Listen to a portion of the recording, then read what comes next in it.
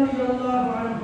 قال وحدثنا لي خليفة قال حدثنا يزيد بن زريع قال حدثنا سعيد عن قتادة عن أنس رضي الله عنه أن رجلا جاء إلى النبي صلى الله عليه وسلم يوم الجمعة وهو يخطب بالمدينة فقال قحط المطر فاستسق ربك فنظر إلى السماء.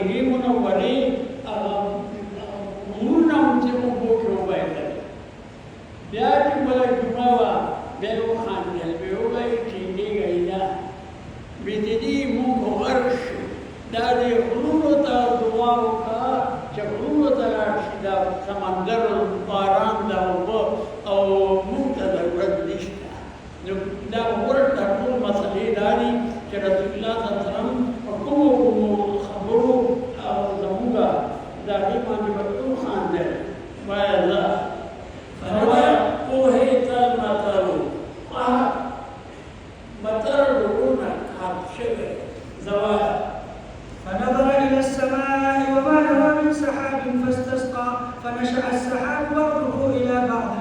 ثم مطروا حتى سألت متاعب المدينة فما زالت إلى الجمعة المقبلة ما تطلع ثم قام ذلك الرجل أو غيره والنبي صلى الله عليه وسلم يخطب فقال غرقنا فادع ربك يحبسها عنا